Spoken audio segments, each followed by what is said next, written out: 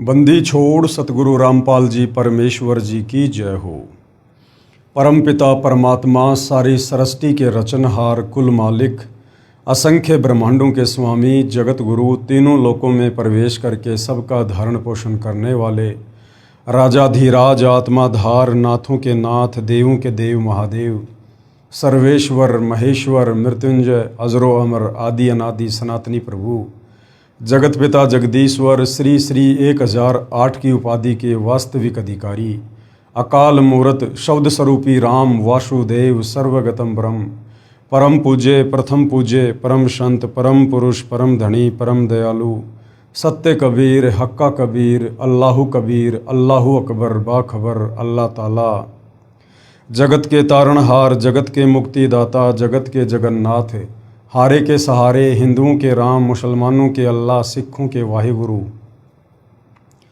ईसाइयों के मसीह दया के सागर दयानिधि करुणा के सागर करुणानिधि स्वयंभू परिभू संकट मोचन कष्ट हरण मंगल करण दुख भंजन अविगत कबीर निर्विकार निर्विषम परमात्मा अलय अलेख सतगुरु आदि अनादि सतगुरु असली मर्यादा पुरुषोत्तम असली राम असली कृष्ण असली घनश्याम असली मुरारी राजाओं के राजा महाराजाओं के महाराजा शहंशाहों के शहंशाह सम्राटों के सम्राट भगवानों के भगवान अल्लाहों के अल्लाह प्रभुओं के प्रभु मसीहाओं के मसीह सच्चे वाहिगुरु बाबाओं के बाबा पीरों के पीर सेठों के सेठ जगत सेठ सावल सा सेठ सर्वगुण संपन्न अनंत कोटि कलाओं के स्वामी अनंत कोटि ब्रह्मांडों के नायक योगियों में महायोगी ध्यानियों में महाध्यानी सिद्धों में परम सिद्ध ज्ञानियों में तत्व ज्ञानी ब्रह्म ज्ञानी महाज्ञानी परम ज्ञानी सर्वश्रेष्ठ ज्ञानी विज्ञानी युवा कबीर समर्थ कबीर असमवात अमित ओजा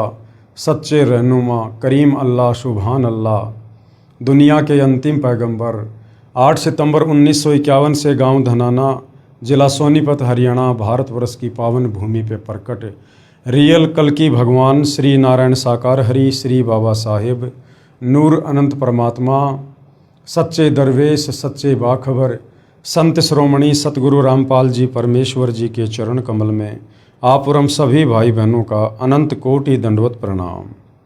सत्साई भाई और बहनों, बहुत बड़ी दया बहुत बड़ी मेहर पूज्य गुरुदेव भगवान की परमेश्वर रामपाल जी की, जिनके शुभ आशीर्वाद से विशेष आशीर्वाद से उन्हीं के कर कमलों से लिखित पवित्र पुस्तक ज्ञान गंगा के ऊपर वीडियो बनाने की श्रृंखला जारी है।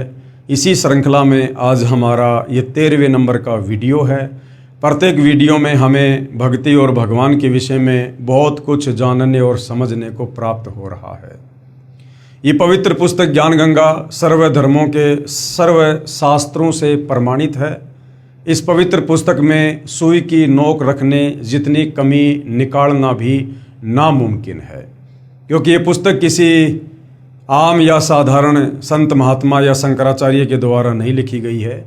ये पुस्तक साक्षात गीता जी अध्याय 4 श्लोक नंबर 34 में वर्णित तत्वदर्शी संत के कर कमल से लिखी गई है, जिस तत्वदर्शी संत की भूमिका स्वयं कबीर परमात्मा परम अक्षर ब्रह्म सत्य पुरुष खुद ही निभाते हैं। तो भाई और बहनों, जब तक हम सृष्टि रचना को अच्छे से नहीं समझेंगे तब तक हम किसी भी धर्म के किसी भी पवित्र धर्म ग्रंथ को नहीं समझ सकते, अर्थात हम भक्ति और भगवान के विषय में कुछ नहीं जान सकते। हम सृष्टि रचना को समझे बिना संशय में रहेंगे और हम कभी भी भक्ति मार्ग से विचलित हो सकते हैं, डगमग हो सकते हैं। तो सृष्टि रचना पर वीडियो बन चुके हैं। सृष्टि रचना में हमने सुना कि सर्वप्रथम केवल एक ही लोक था जिसका नाम अनामी लोक था। अनामी लोक में कबीर परमात्मा स्वयं ही विराजमान थे। उस कबीर परमात्मा के और भी उपमात्मक नाम हैं, जैसे परम अक्षर ब्रह्म सत्य पुरुष अकाल मूर्त शब्द स्वरूपी राम आदि आदि। वेदों में उसे कबीर देव कबीर अग्नि कहा है। आदरणीय गरीबदास जी ने अपनी क्षेत्रीय भाषा में बंदी छोड़ कहा है। आदरणीय नानक जी ने हक्का कबीर कहा है। धर्मदास जी ने सत्य कबीर कहा है। उस कबीर परमेश्वर ने उसके बाद अपने आप ही विचार करके और अनामी लोक से नीचे 3 और अविनाशी लोकों की रचना की। सर्वप्रथम अगम लोक की रचना की, उसके बाद अलख लोक की रचना की और फिर सतलोक की रचना की। इन तीनों लोकों में कबीर परमात्मा रूपांतरण करते हुए स्वयं ही विराजमान हुए और अगम लोक में विराजमान होने के कारण उनका उपमात्मक नाम अगम पुरुष पड़ा। फिर अलख लोक में विराजमान होने के कारण उनका नाम अलख पुरुष पड़ा और फिर चौथे लोक सतलोक में विराजमान होने के कारण उनका उपमात्मक नाम सत्य पुरुष पड़ा। सर्वप्रथम कबीर परमेश्वर जी ने सतलोक में सृष्टि रचना की। सर्वप्रथम अपने एक शब्द से 16 द्वीपों की रचना की। उसके बाद अपने 16 वचनों से 16 पुत्रों की रचना की, उत्पन्न किए और अपने प्रत्येक पुत्र को एक एक द्वीप में रहने का आदेश दिया। उसके बाद कबीर परमेश्वर जी ने सतलोक में अन्य रचना की, एक मानसरोवर भी बनाया। उसके बाद कबीर प्रभु ने, परम अक्षर ब्रह्म ने, सत्य पुरुष ने अपने 12वें नंबर के पुत्र अचिंत से कहा कि बेटा अब आप मेरे द्वारा दी गई वचन शक्ति से, शब्द शक्ति से सतलोक में अन्य रचना करो। अचिंत ने सृष्टि रचना में सहयोग के लिए एक आत्मा उत्पन्न की जिसका नाम अक्षर पुरुष रखा। अक्षर पुरुष सतलोक में बने मानसरोवर में सो गया। काफ़ी समय बीत गया। जब नींद से नहीं जागा तो अचिंत ने कबीर परमेश्वर जी से अर्ज की कि हे पिताजी, सृष्टि नहीं रची जा रही है क्योंकि अक्षर पुरुष मानसरोवर में सो गया है। कबीर परमेश्वर ने कहा कि बेटा तुम सृष्टि रचना करने में सक्षम भी नहीं हो। ये तो तुम्हें एक छोटा सा ट्रेलर दिखाया गया था ताकि आगे चलकर तुम मेरी किसी भी रचना में बीच में टांग ना अड़ाओ। समर्थ का काम उसी को साजे और करे तो मूर्ख बाजे। कबीर परमेश्वर जी ने मानसरोवर के जल को अपने हाथ में लिया, अपनी वचन शक्ति से एक अंडा बनाया। उस अंडे में अपनी वचन शक्ति से एक आत्मा प्रवेश की और मानसरोवर के जल में छोड़ दिया। अंडा जल के अंदर चला गया और अंडे की गड़गड़ाहट से अक्षर पुरुष की निंद्रा भंग हुई। अक्षर पुरुष ने क्रोध से देखा, अंडा 2 भाग हो गया।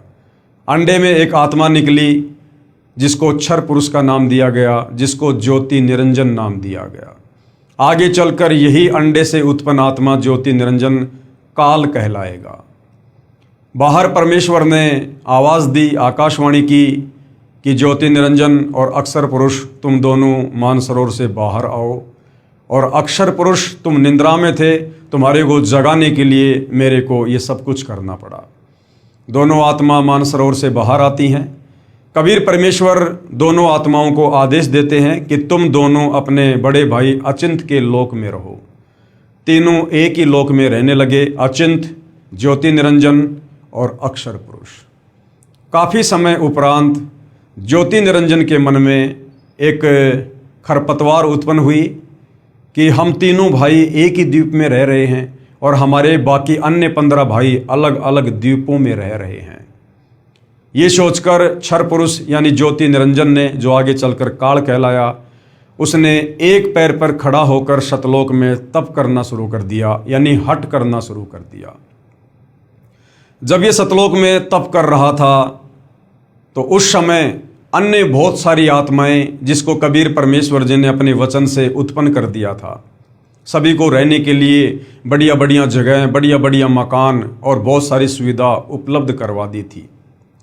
हम सभी आत्माएं जो आज इस काल के किस ब्रह्मांड में फंसी हुई है, जब ये क्षर पुरुष सतलोक में तप कर रहा था, हम इसके चारों तरफ हो गए, हम इसके ऊपर आसक्त हो गए और हम इसकी प्रशंसा करने लगे।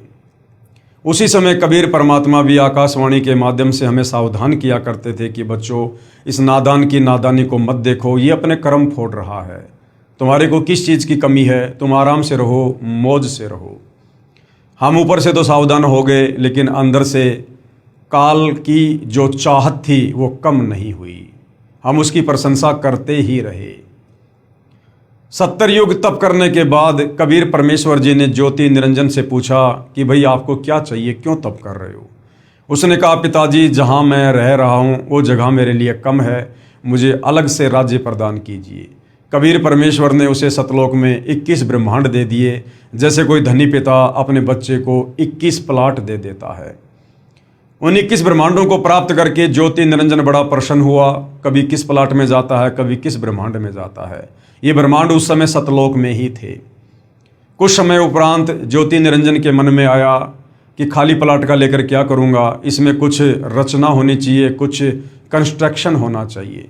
ये सोचकर उसने 70 युग फिर तप किया और हम नादान आत्माएं इसी प्रकार से उसके पीछे लगे रहे, उसकी प्रशंसा करते रहे।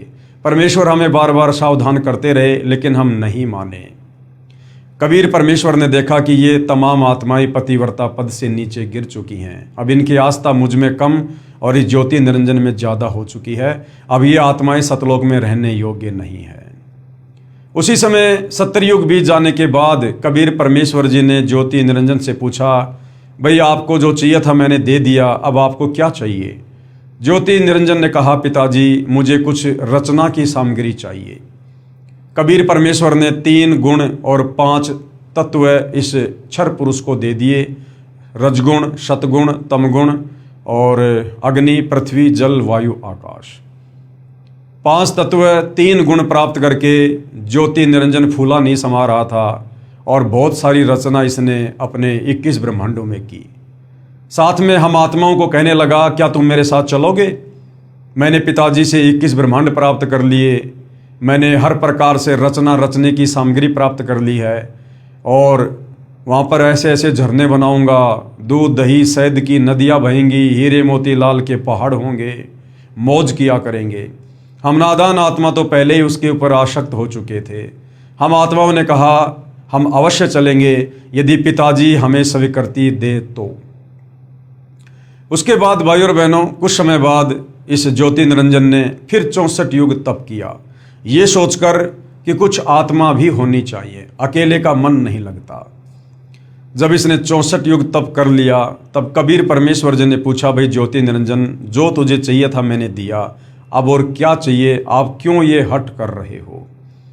क्षर पुरुष ने कहा कि पिताजी मुझे कुछ आत्मा दे दो, मेरा अकेले का मन नहीं लगता। कबीर परमेश्वर ने कहा कि ज्योति निरंजन, तेरे तप के बदले मैं और कुछ दे सकता हूँ, लेकिन ये मेरे बच्चे हैं, मेरी आत्माएं हैं, मेरे शरीर से, मेरे वचन से उत्पन्न हैं, ये मैं तेरी किसी भी तपस्या के बदले नहीं दे सकता। हाँ, यदि कोई अपनी मर्जी से स्वेच्छा से तेरे साथ जाना चाहे तो मैं भेज सकता हूँ। ज्योति निरंजन और कबीर परमेश्वर हम सभी आत्माओं के पास आए और परमेश्वर जी ने कहा कि भाई कौन कौन आत्माएं हैं जो इस क्षर पुरुष के ज्योति निरंजन के 21 ब्रह्मांडों में इसके साथ जाना चाहती हैं। सन्नाटा छा गया, किसी ने हाथ खड़ा नहीं किया। कबीर परमेश्वर ने कहा, भाई ज्योति निरंजन, आप तो कह रहे थे कि मेरे साथ कुछ आत्माएं जाने को तैयार हैं, या तो कोई कुछ बोल ही नहीं रहा। इतने में एक आत्मा ने सबसे पहले दुस्साहस किया और ये सोचकर हाथ खड़ा किया कि कहीं बात ना बिगड़ जाए। देखा फिर सभी आत्माओं ने हाथ खड़े कर दिए कि हम जाना चाहते हैं, हम भी जाना चाहते हैं। कबीर परमेश्वर ने ज्योति निरंजन से कहा कि भाई आप अपने 21 ब्रह्मांडों में जाओ, जिन जिन आत्माओं ने आपके 21 ब्रह्मांड में जाने के लिए स्वीकृति दी है, उन आत्माओं को मैं अपने हिसाब से तुम्हारे पास में भेज दूंगा। ये ज्योति निरंजन अपने 21 ब्रह्मांडों में चला जाता है। पीछे से परमेश्वर ने सर्वप्रथम हाथ खड़ा करके काल के साथ 21 ब्रह्मांडों में जाने के लिए स्वीकृति देने वाले हंस को एक सुंदर लड़की बनाया, एक युवा लड़की बनाया और अपने पुत्र सहजदास के द्वारा उसे काल के पास यानी ज्योति निरंजन के पास उसके 21 ब्रह्मांडों में भिजवा दिया। और जिसको सुंदर लड़की बनाया था, जिस हंस को, उसको कबीर परमेश्वर ने आदि माया का नाम दिया, उसको दुर्गा का नाम दिया, उसको अष्टंगी का नाम दिया, उसको प्रकृति का नाम दिया, जो गीता अध्याय 14 श्लोक नंबर 3 और 4 में जिसे प्रकृति कहा गया है वो दुर्गा है। और दुर्गा के अंतःकरण में बाकी जितनी भी आत्माएं थी जो आज 21 ब्रह्मांड में फंसी हुई है, चींटी से लेकर और ब्रह्मा विष्णु महेश तक, सभी आत्माओं को सूक्ष्म रूप में दुर्गा के अंतःकरण में फीड कर दिया और कहा कि बेटी, मैंने तुझे वचन शक्ति दे दी है, ये ज्योति निरंजन जितनी आत्मा चाहे तू उत्पन्न कर देना। सहजदास अपनी बहन को ज्योति निरंजन के 21 ब्रह्मांड में छोड़कर वापस आ जाता है। लड़की के युवा शरीर को देखकर, निखरे हुए रंग रूप को देखकर और ज्योति निरंजन के मन में बकवाद आ जाती है, विषय वासनाओं से ग्रस्त हो जाता है और लड़की के साथ जबरदस्ती करने का प्रयास करता है, अपने नाखूनों से स्त्री इंद्रिय लगाने का प्रयास करता है। उसी समय इस आदि माया ने, प्रकृति ने, दुर्गा ने ज्योति निरंजन से कहा कि भाई आप मेरे बड़े भाई हो, आपकी उत्पत्ति परमेश्वर ने अंडे से की है और उसके बाद मेरी उत्पत्ति अपने वचन से की है, आप मेरे बड़े भाई हो। भाई बहन का ये दुष्कर्म महापाप का भागी होता है। मेरे को परमात्मा ने शब्द शक्ति दी हुई है, आप जितनी आत्मा चाहोगे मैं उत्पन्न कर दूंगी, ये मैथुन परंपरा शुरू मत करो, अन्यथा जीव बहुत दुखी हो जाएंगे। परंतु काल ने एक ना सुनी और दुर्गा के साथ बकवाद करने लगा। उसी समय दुर्गा ने सूक्ष्म रूप बनाया और इस ज्योति निरंजन के मुख के माध्यम से उसके पेट में जाकर शरण ली और उसके पेट में कबीर परमेश्वर जी को याद किया कि हे पिताजी मेरी रक्षा करो। कबीर परमेश्वर अपने पुत्र का रूप बनाकर वहाँ पर उपस्थित होते हैं और इस ज्योति निरंजन को श्राप देते हैं कि भाई इस सतलोक में ऐसा गंदा कर्म करने वाला फिर यहाँ रह नहीं सकता है, आपने यहाँ का विधान तोड़ा है। मैं श्राप देता हूँ, आज के बाद तेरा नाम काल होगा। इतना कहते ही उसका स्वरूप बिगड़ना शुरू हो गया।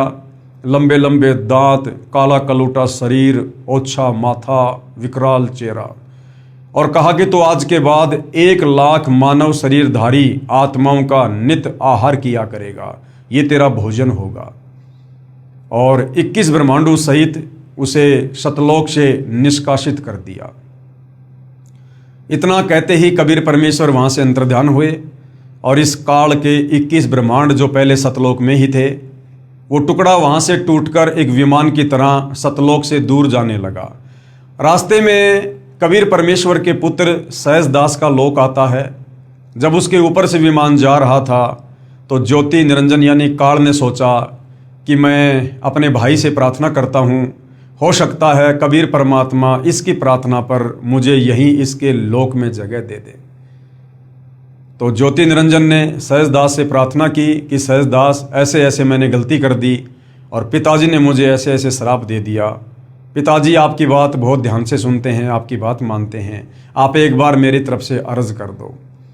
सहजदास ने सत्य पुरुष कबीर देव परम अक्षर ब्रह्म से अर्ज की कि हे परमात्मा, आपका एक नौकर है ज्योति निरंजन क्षर पुरुष, जो मेरे लोक में अपने विमान को जो है उतारने की प्रार्थना कर रहा है। कबीर परमेश्वर जी ने कहा कि मैं 3 वचन कहता हूँ, मन कर्म वचन त्रिवाचा। मैं मन कर्म वचन से कहता हूँ कि उसको यहाँ बिल्कुल भी नहीं रोकना है, उसे तुरंत यहाँ से 9-2-11 करो। सहजदास वापस आ जाता है और कहता भाई परमेश्वर जी ने यहाँ उतरने की आज्ञा नहीं दी है, आप यहाँ से जाइए, मुझे भी मरवाओगे। और काल के 21 ब्रह्मांड विमान की तरह सतलोक से 16 शंख कोस की दूरी पर आकर परमेश्वर कबीर जी की वचन शक्ति से स्थिर हो जाते हैं, एक जगह रुक जाते हैं, जैसे आजकल वैज्ञानिक गुरुत्वाकर्षण शक्ति का जिसको नाम देते हैं। उसके बाद इस ज्योति निरंजन ने काल ने दुर्गा से कहा कि अब मैं मनमानी करूँगा, मेरा जो कुछ बिगड़ना था बिगड़ चुका है, अब इससे ज़्यादा और क्या बिगड़ेगा। और इस काल ने दुर्गा के साथ में ज़बरदस्ती करने का प्रयास किया। दुर्गा ने बहुत समझाया लेकिन नहीं माना। दुर्गा को स्त्री इंद्रिय सतलोक में ही लगा चुका था लेकिन दुष्कर्म नहीं कर पाया था।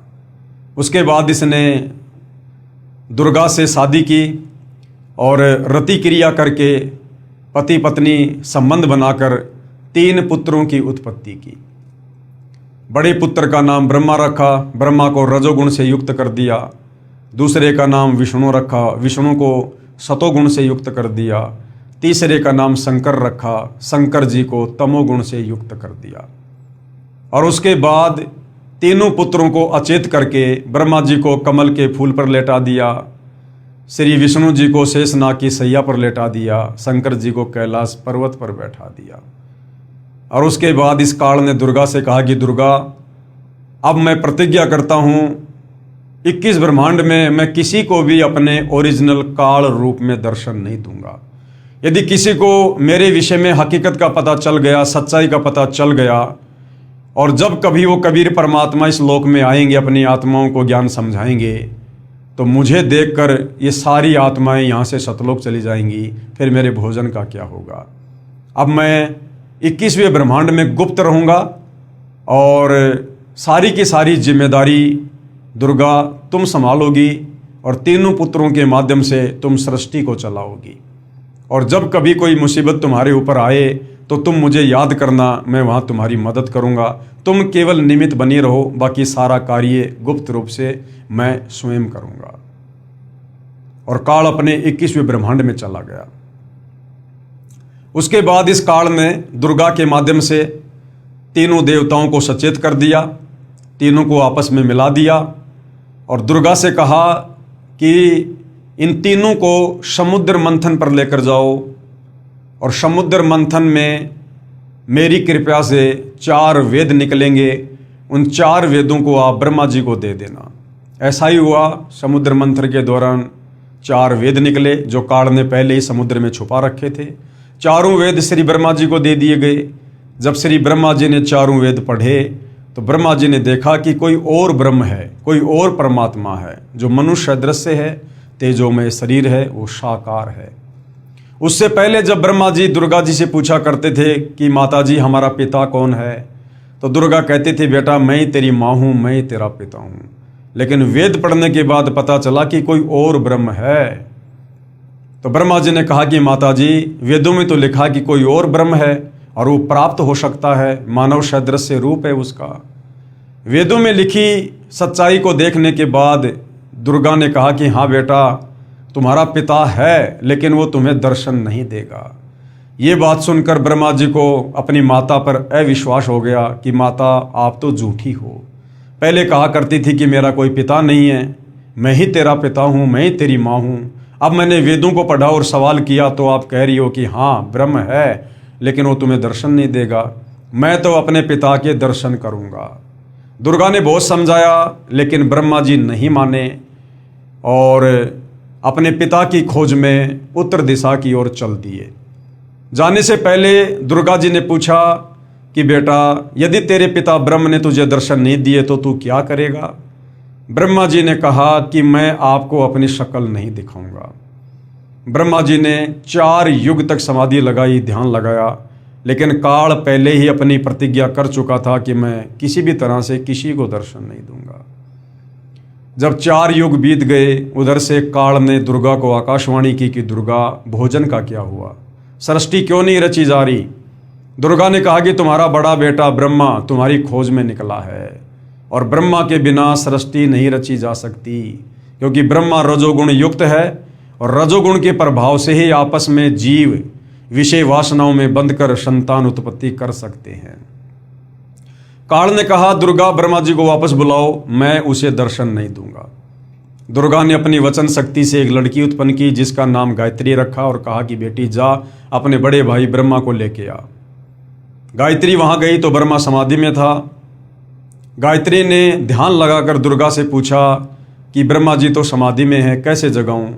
दुर्गा ने कहा कि आप इसके चरण स्पर्श करो, इसकी समाधि टूट जाएगी। गायत्री ने वैसा ही किया, ब्रह्मा जी की समाधि टूटी। ब्रह्मा जी समाधि से बाहर आए तो गुस्से से बोले कि उल्टा तू कौन है, मेरा ध्यान भंग कर दिया, मैं तुझे श्राप दूंगा। गायत्री ने कहा कि भैया शराब बाद में देना, पहले मेरी बात सुन लो। मुझे माता जी ने भेजा है, तुम्हारे बिना सृष्टि नहीं रची जा रही है। ब्रह्मा ने कहा कि गायत्री मैं कैसे चलूं, 4 युग बीत गए, मुझे पिताजी के दर्शन नहीं हुए और मैं माता से प्रतिज्ञा करके आया था यदि पिताजी ने दर्शन नहीं दिए तो मैं अपनी शक्ल नहीं दिखाऊंगा, मुझे तो शर्म लगती है। गायत्री की मजबूरी थी, ब्रह्मा को लेकर जाना था। तो ब्रह्मा जी ने कहा कि गायत्री यदि आप मेरी झूठी गवाही दे दो माता जी के सामने कि मेरे सामने ब्रह्मा जी को इसके पिता ब्रह्म ने दर्शन दिए तो मैं चल सकता हूँ। गायत्री ने कहा कि मैं झूठी गवाही नहीं दूंगी, लेकिन गायत्री की मजबूरी थी, दुर्गा का आदेश था, ब्रह्मा को लाना था। गायत्री ने कहा कि ठीक है, मैं तुम्हारी गवाही दे दूंगी, लेकिन उसके लिए तुमने मेरी एक शर्त माननी पड़ेगी। आपने मेरे साथ में शारीरिक संबंध बनाने पड़ेंगे।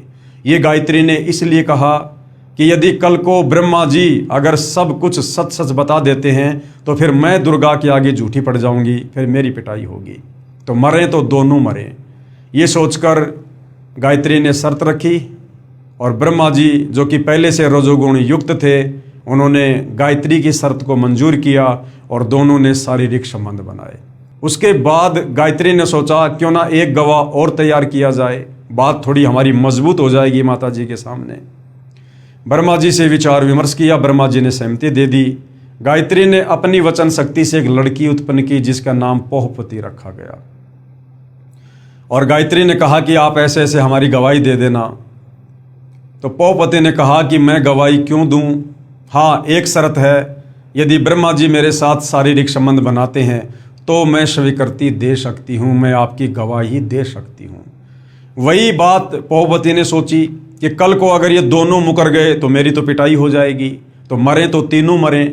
ये सोचकर गायत्री ने शर्त रखी। वो शर्त ब्रह्मा जी ने स्वीकार की, पोहपति के साथ में शारीरिक संबंध बनाए। और ब्रह्मा जी ने दोनों को समझा दिया था, क्योंकि वेदों में परमात्मा के विषय में लिखा हुआ है कि उनका तेजोमय शरीर है, मानव सदृश्य रूप है। तो ब्रह्मा जी ने दोनों को कह दिया, गवाही देते समय यदि माता जी पूछे कि बताओ भाई ब्रह्म का कैसा रूप है, कैसा दिखता है, तो आप ऐसे ऐसे बता देना। तीनों चल दिए, दुर्गा जी के पास आए। दुर्गा ने पूछा कि बेटा तुझे तेरे पिता ब्रह्म ने दर्शन दिए? तो ब्रह्मा ने कहा कि हाँ माँ, मुझे पिता ने दर्शन दिए। दुर्गा ने कहा भाई कोई सबूत पेश करो, कोई गवाह पेश करो। ब्रह्मा जी ने कहा इन दोनों के आगे मुझे पिताजी ने दर्शन दिए। दुर्गा ने दोनों लड़कियों से पूछा तो दोनों ने सहमति दे दी कि हाँ, हमारे आगे दर्शन दिए। इतना सुनकर दुर्गा क्रोधित हो गई कि ये काल भी बड़ा अजब गजब है, बड़ा दोगला इंसान है। मुझे कह रहा था कि मैं दर्शन नहीं दूंगा और इनको दर्शन दे दिए। दुर्गा ने ध्यान लगाया नाराज होकर। उधर से काल ने आकाशवाणी की कि दुर्गा, मैंने किसी को दर्शन नहीं दिए, ये तीनों झूठ बोल रहे हैं। उधर से दुर्गा वापस आई और कहा कि नालायको, तुम झूठ बोल रहे हो। अभी अभी तुम्हारे पिताजी की आकाशवाणी हुई है, उन्होंने कहा है कि मैंने किसी को दर्शन नहीं दिए। इतने में ब्रह्मा जी हंसने लगे और कहने लगे माता, मैं क्या करता, मेरी मजबूरी थी, मुझे शर्म लग रही थी। मैं आपको ये कहकर गया था यदि पिताजी के दर्शन नहीं हुए तो मैं अपनी शक्ल नहीं दिखाऊंगा।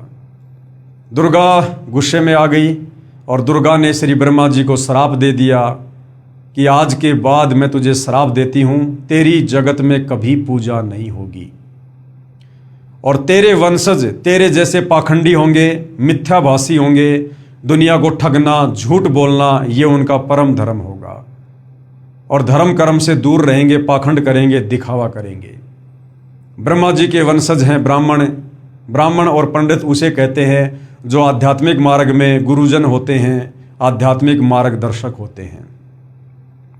और आज हम देख रहे हैं भाई और बहनों, जितने भी लोग गुरु पद पर हैं, धर्म के ठेकेदार बने हुए हैं, सब शास्त्रों के विरुद्ध ही ज्ञान देते हैं, अपने धार्मिक धंधे के लिए दुनिया को गुमराह करके बैठे हुए हैं। ये सुनकर श्री ब्रह्मा जी मूर्छित हो गए, जमीन पर गिर पड़े।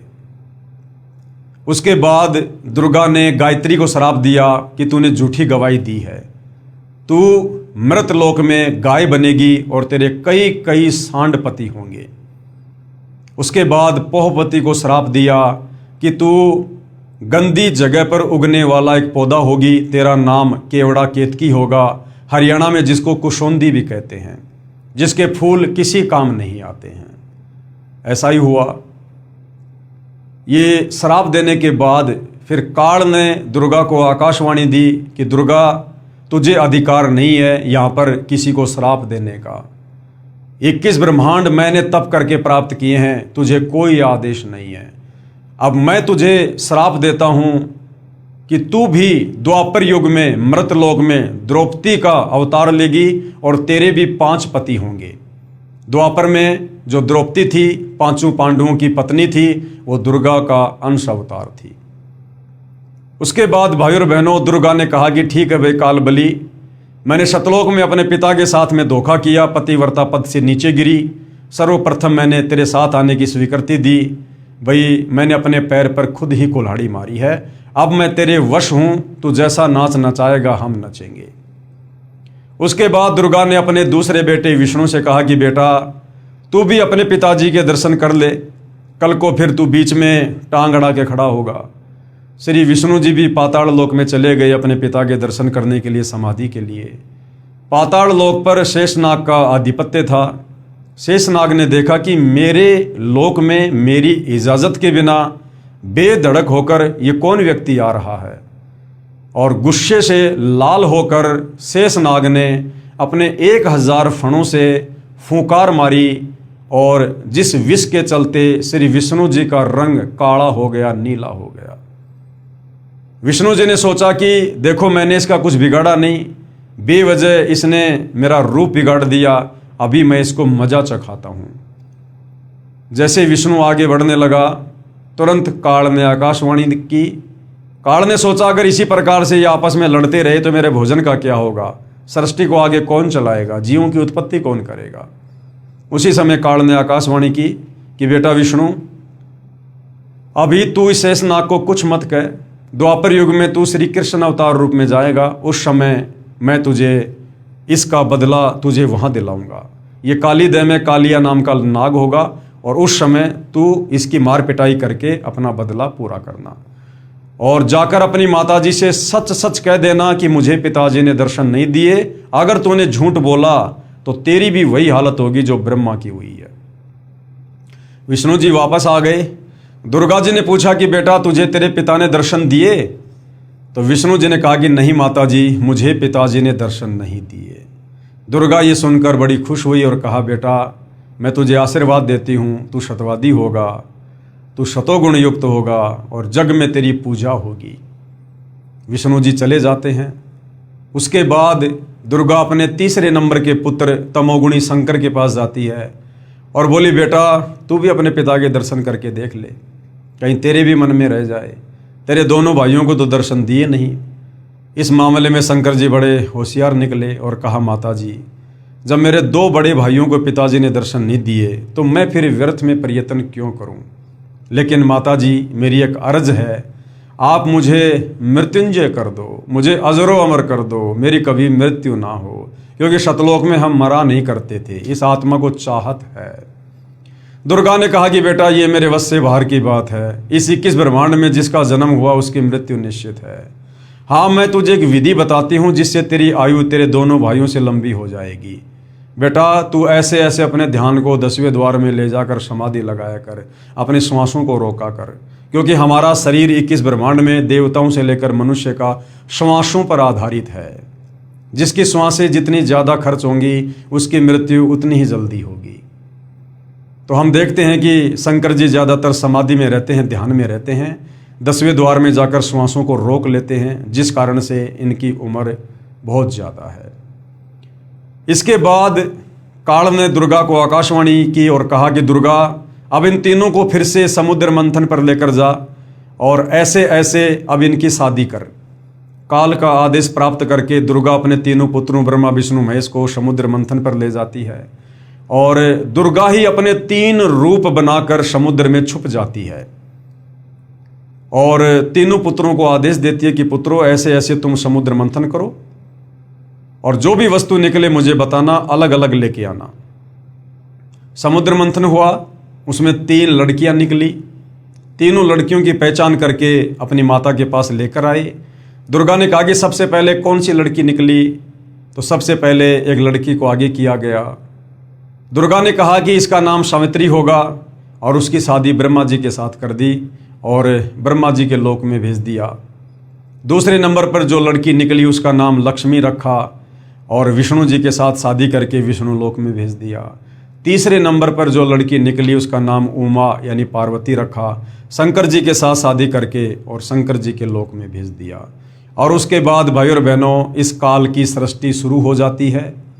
सर्वप्रथम बहुत सारी आत्माओं को जब तक इस ब्रह्मा जी के पास में शब्द शक्ति थी, इसने अपने मुख से अपने कान से इस प्रकार शब्द शक्ति से बहुत सारी आत्माओं को उत्पन्न किया। उसके बाद में इस काल लोक में ब्रह्मा जी के रजोगुण के कारण फिर ये मैथुन सृष्टि प्रारंभ हुई। और इस प्रकार से काल के भोजन के लिए दुर्गा के द्वारा, ब्रह्मा विष्णु महेश के द्वारा आप और हम सभी आपस में शादियां करके और पति पत्नी व्यवहार से इस काल की खुराक तैयार करने लगे, जो इसको 1,00,000 मानव शरीरधारी आत्माओं से निकली गंध खाने का श्राप लगा हुआ है। यानी ये काल यहाँ कोई बिजनेस करने के लिए नहीं आ रहा है। ये काल जो इसने सतलोक में गलती की थी उसकी सजा भोग रहा है। ये 21 ब्रह्मांड सतलोक में गलती करने वालों के लिए जेल है। आप और हम सभी आत्माएं यहाँ पर कोई सुख नहीं भोग रहे हैं। हमें झूठा सुख दिया जा रहा है, झूठा लोभ लालच दिया जा रहा है। आप और हम भी उस गलती की सजा यहाँ नरक में 1,84 योनियों में जन्म मरण और बुढ़ापे में भोग रहे हैं, जो गलती हमने सतलोक में पतिव्रता पद से नीचे गिरकर की थी। तो भाई और बहनों, यहाँ हर प्राणी केवल दुख भोग रहा है, कहर भोग रहा है। उसके बाद भाई और बहनों, पीछे सतलोक में जो अक्षर पुरुष था, जिस अक्षर पुरुष को जगाने के लिए परमात्मा ने एक अंडा मानसरोवर में छोड़ा था, काफ़ी समय बाद उस अक्षर पुरुष के मन में आया कि जो काल, जो ज्योति निरंजन सतलोक से जा चुका है, क्योंकि बाकी आत्माओं को उस बात का नहीं पता था कि पिताजी ने इसको श्राप देकर यहाँ से बाहर निकाला है। इस बात का वहाँ किसी को ज्ञान नहीं था।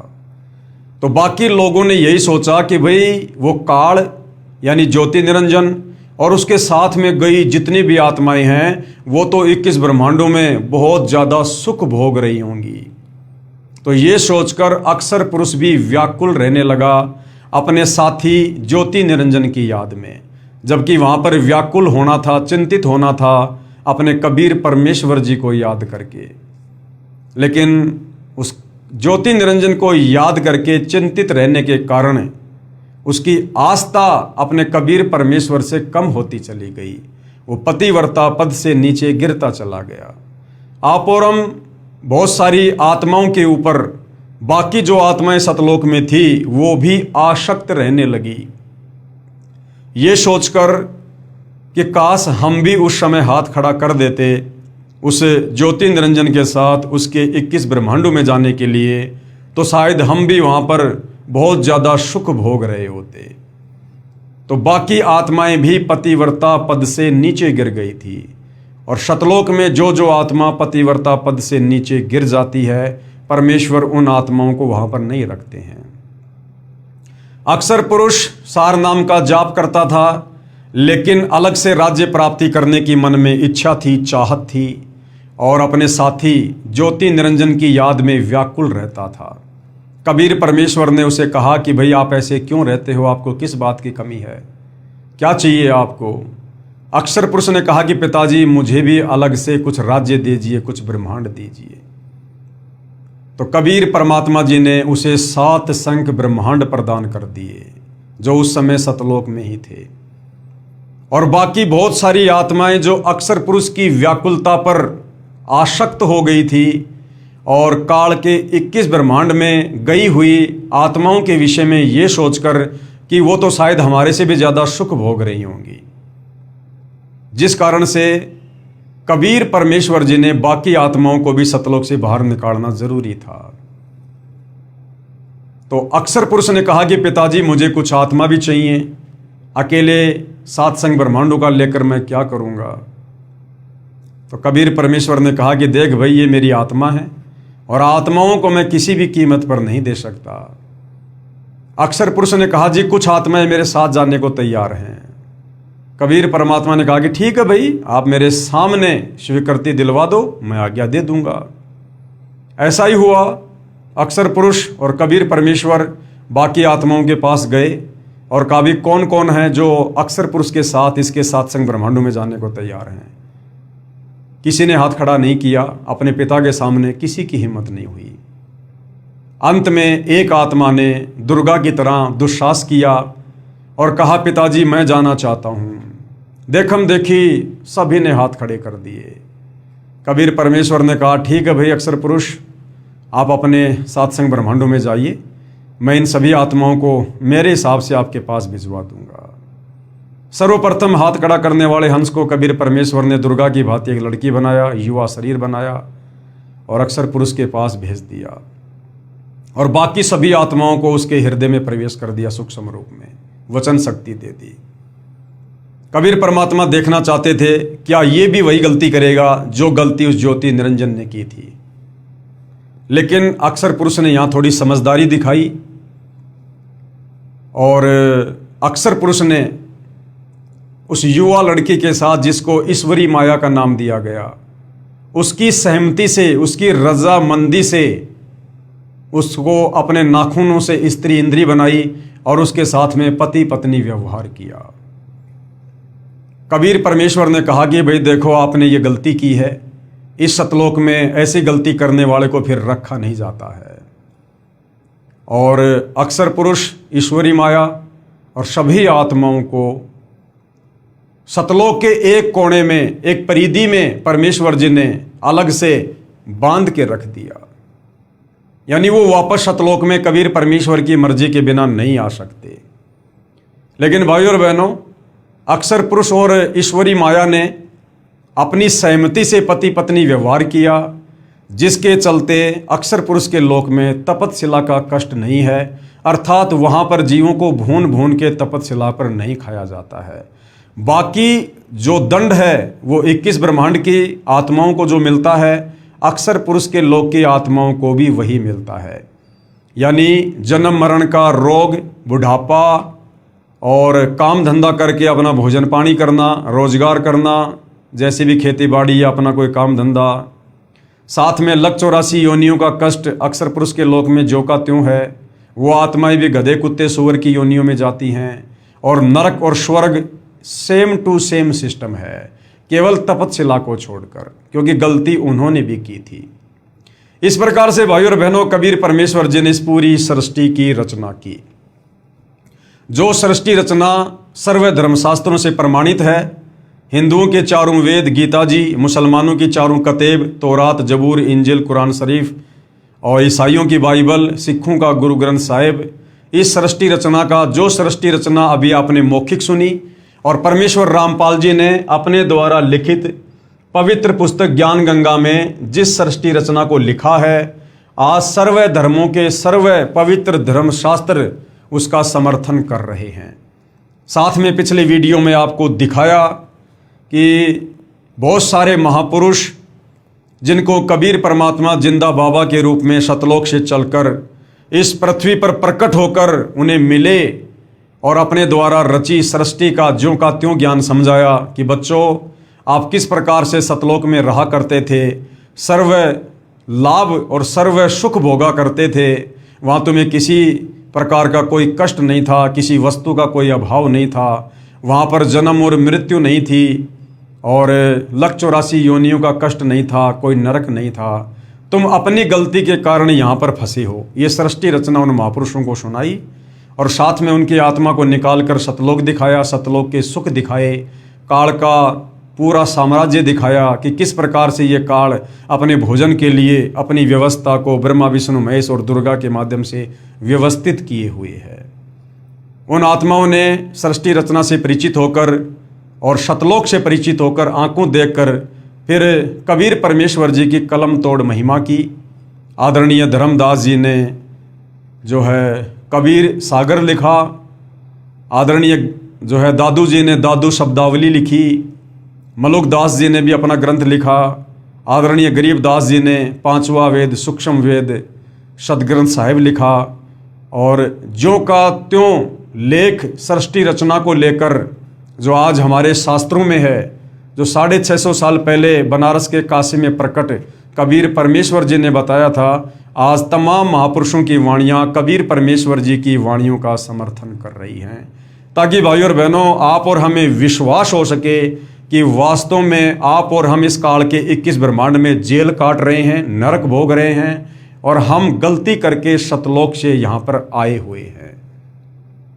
उसके बाद भाइयों और बहनों, काशी में एक पंडित रामानंद जी हुए, जिन्होंने 650 साल पहले कबीर परमेश्वर जी के मुंह बोले गुरुदेव की भूमिका निभाई।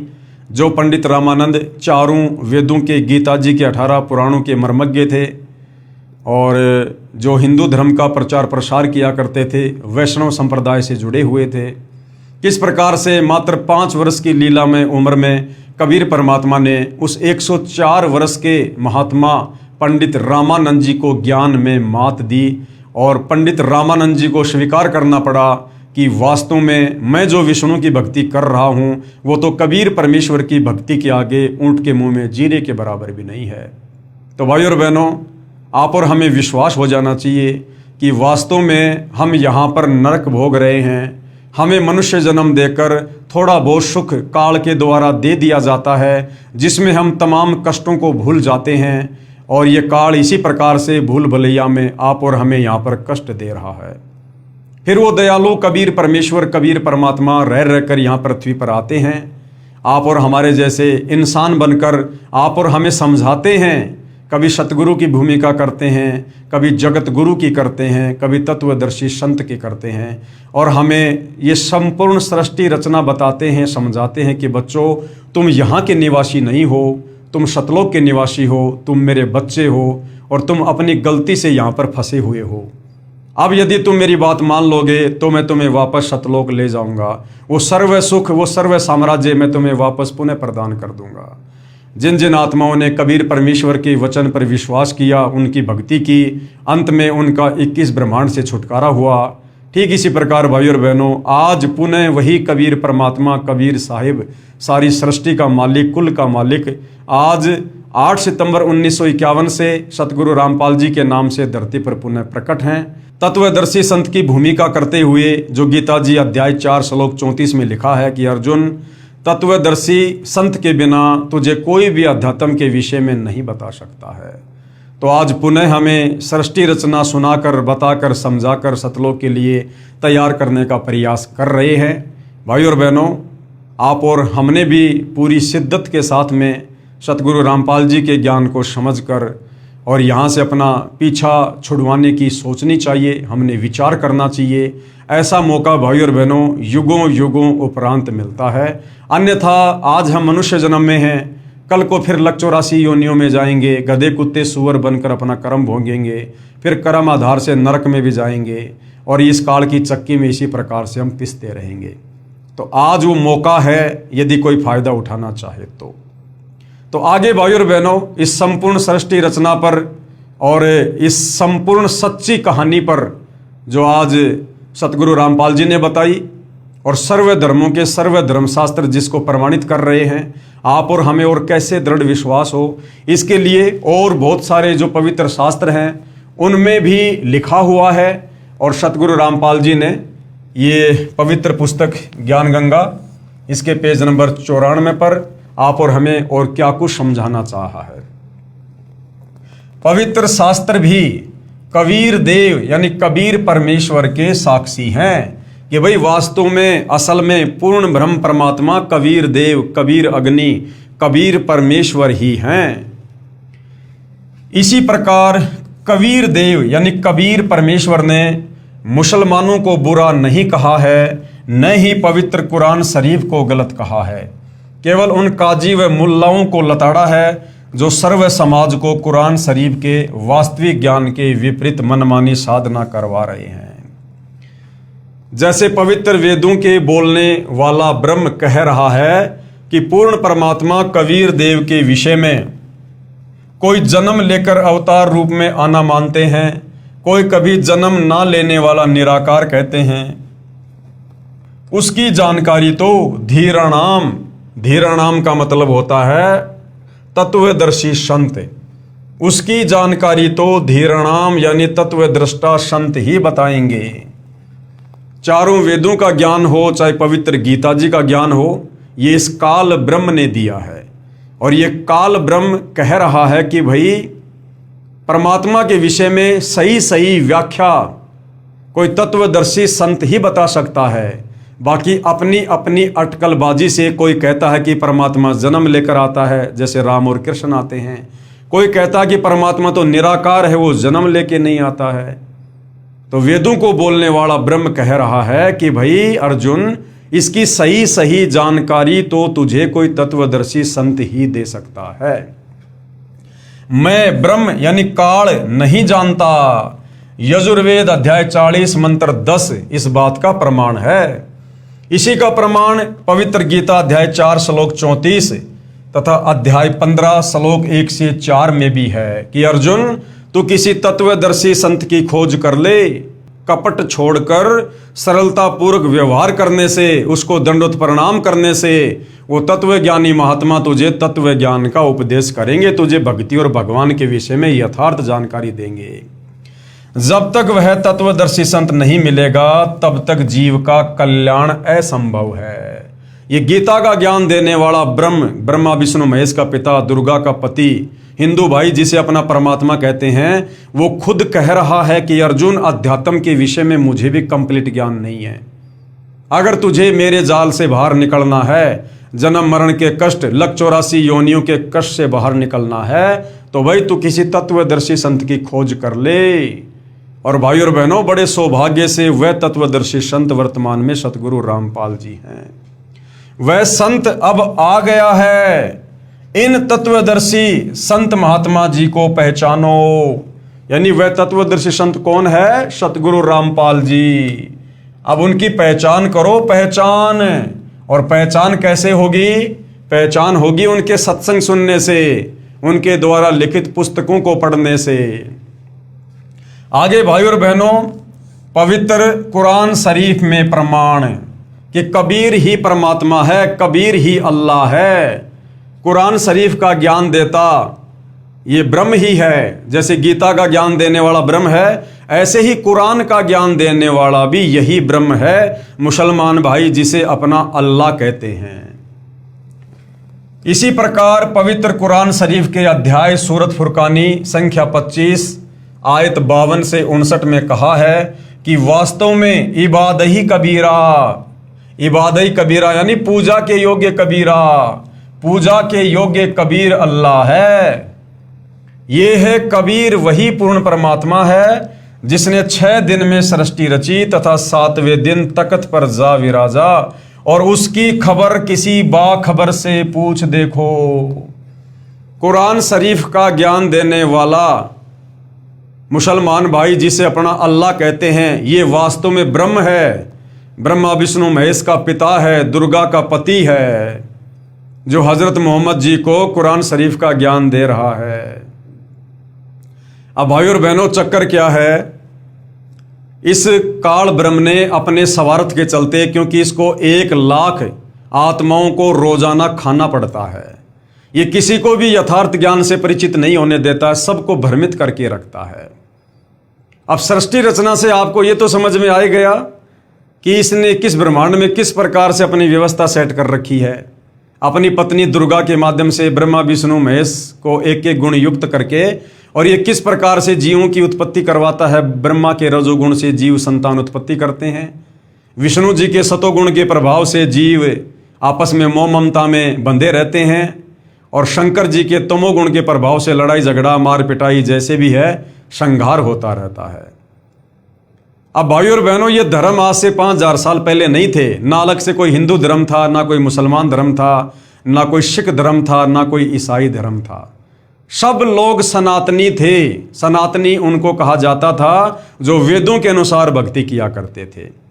लेकिन भाई और बहनों, जब कबीर परमात्मा सतलोक से चलकर हम आत्माओं की सुध लेने के लिए इस काल के 21 ब्रह्मांड में जब प्रथम बार आए, हम आत्माओं को दुखी देखकर, तो इस काल के 21वें ब्रह्मांड में जो तपतशिला है, जहाँ ये जीवों को भून भून के खाता है, वहाँ पर कबीर परमात्मा अपने पुत्र जोगजीत के रूप में आए थे, और इस काल के साथ में कुछ वार्ता हुई थी, कुछ एग्रीमेंट हुए थे, और इस काल ने कुछ वचन लिए थे कि परमात्मा 3 युगों में आप जीव थोड़े लेकर जाना, और चौथा युग जब कलयुग आए तब आप कितने जीव वापस सतलोक ले जाना अपना ज्ञान समझा के।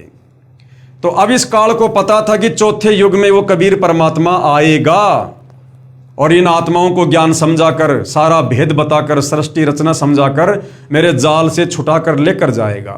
और इसको चिंता है, यदि सारे चले गए तो मेरे भोजन का क्या होगा।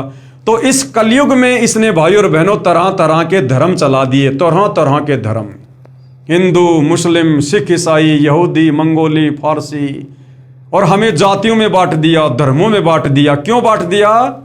ताकि हम आपस में एक दूसरे को छोटा बड़ा समझकर, एक दूसरे को घटिया और ऊंचा समझकर, और हम अपने अपने धर्मों को सर्वश्रेष्ठ समझकर, अपनी अपनी धर्म की पुस्तकों को सर्वमान्य समझकर हम आपस में धर्म के नाम पर लड़ते रहें, झगड़ते रहें। क्योंकि इस समय उस कबीर भगवान ने यहां पर आना था, इस काल को पता है। तो काल ने हमारे को बिजी कर दिया, व्यस्त कर दिया, और दुनिया भर के ना जाने कितने साधु संत महात्मा भेज दिए, ताकि कोई भी आत्मा उस तत्वदर्शी संत के संपर्क में ना आ जाए और ये मनुष्य जन्म इनका यूं ही बर्बाद हो जाए। इसलिए भाई और बहनों, इसने ये 5000 साल के अंदर अंदर ये हिंदू धर्म, मुसलमान धर्म, सिख धर्म, ईसाई धर्म, बौद्ध धर्म, ये सारे धर्म खड़े कर दिए इसने। अन्यथा सतयुग में कोई धर्म नहीं था, कोई जातियां नहीं थी। त्रेता युग में कोई हिंदू मुसलमान नहीं थे। द्वापर युग में कोई हिंदू मुसलमान नहीं थे। आप त्रेता युग में श्री रामचंद्र जी के जो 3 भाई थे उनको देख लो। ना रामचंद्र जी के नाम के आगे पीछे कोई सिंह या कोई जाट या कोई यादव या कोई धानक लगता था, ना शत्रुघ्न के नाम के आगे, और ना ही भरत और लक्ष्मण के नाम के आगे। आप बाली को देखिए, सुग्रीव को देखिए, जामवंत को देखिए, अंगद को देखिए, हनुमान जी को देखिए, रावण को देखिए, अक्षय कुमार को देखिए। किसी के नाम के आगे कोई खान, कोई यादव, कोई सिंह कुछ नहीं लगता। द्वापर युग में आइए 5000 साल पहले, आप पांडवों को देख लीजिए। 5 पांडव, अर्जुन, नकुल, सहदेव, भीम, युधिष्ठिर, किसी के नाम के आगे कोई सिंह, कोई यादव, कोई जाट, कोई ब्राह्मण कुछ नहीं। 100 कौरव थे, किसी के नाम के आगे कुछ नहीं। दुर्योधन, दुशासन, शकुनी, धृतराष्ट्र वगैरह वगैरह। कोई जाति सूचक शब्द नहीं, कोई धार्मिक शब्द नहीं, कोई सिंह नहीं, कोई यादव नहीं, कोई शर्मा नहीं, कोई ठाकुर नहीं, कोई राजपूत नहीं। क्योंकि द्वापर, त्रेता और सतयुग तक कोई धर्म नहीं था। उस समय तक काल को कोई खतरा नहीं था, क्योंकि परमात्मा ने वचन दिया था कि मैं चौथे युग में अपना ज्ञान समझाकर जीवों को लेकर जाऊंगा। तो ये चौथा युग कलयुग चल रहा है। इस समय काल को चिंता लगी हुई है कि कहीं वो तत्वदर्शी संत आ गया और ये तमाम आत्माएं उसके पीछे लग गई, सबको सृष्टि रचना समझ में आ गई, तो मेरा तो 21 ब्रह्मांड खाली हो जाएगा। फिर मैं रोजाना 1 लाख खाने के लिए जीव कहां से लाऊंगा? इसलिए भाई और बहनों, इसने मुसलमान धर्म बना दिए, हिंदू धर्म बना दिया। मुसलमान धर्म में इसने अलग से 4 किताबें दे दी, तौरेत, जबूर, इंजिल, हदीसें, कुरान शरीफ, कुरान मजीद, ताकि मुसलमान इन्हीं को सर्वश्रेष्ठ मानकर इनमें उलझे रहें। हिंदुओं को 4 वेद दे दिए, गीता दे दी, 18 पुराण दे दिए, 6 शास्त्र दे दिए, कि हिंदू इन्हीं को सर्वश्रेष्ठ मानकर इनमें उलझे रहें। सिखों को गुरु ग्रंथ साहिब दे दिया कि इसमें लगे रहें। ईसाइयों को बाइबल दे दी, तुम इसमें लगे रहो। और जब वो सच्चा संत, सच्चा परमात्मा धरती पर आए तो उसकी बात कोई मत सुनना।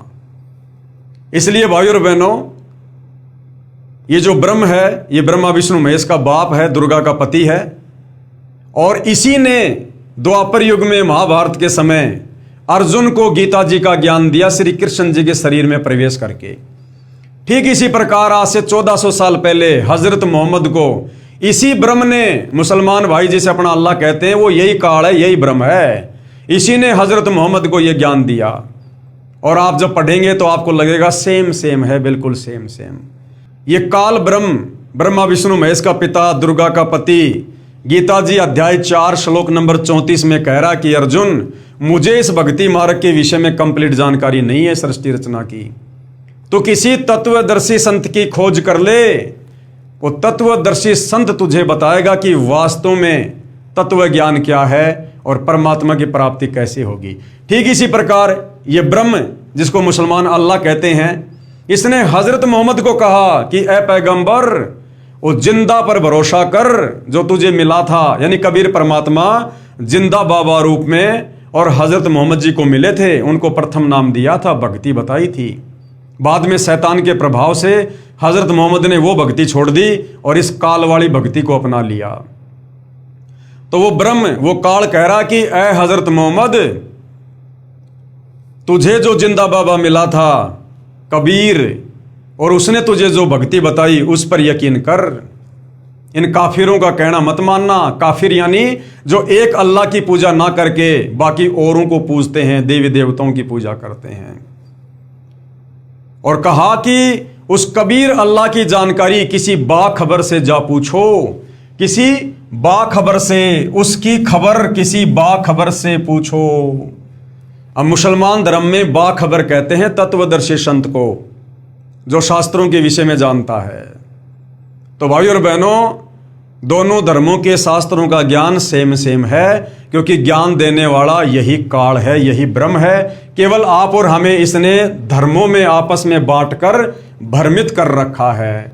और इसी भ्रमणा को तोड़ने के लिए अब शतलोक से चलकर वही कबीर परमेश्वर, उसे चाहे जिंदा बाबा को हो, चाहे बाखबर को हो, चाहे धीरानाम संत को हो, चाहे तत्वदर्शी संत को हो, सतगुरु को हो, जगत गुरु को हो, वही कबीर परमात्मा सतगुरु रामपाल जी के नाम से धरती पर प्रकट हैं। अगर फायदा उठा सको तो उपदेश लेकर उठा लो।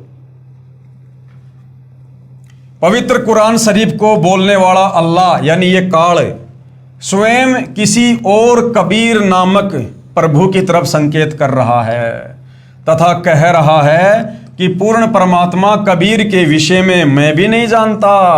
जैसे गीता जी में अर्जुन को कह रहा है कि परमात्मा के विषय में मैं भी नहीं जानता, किसी तत्वदर्शी संत से पूछ ले।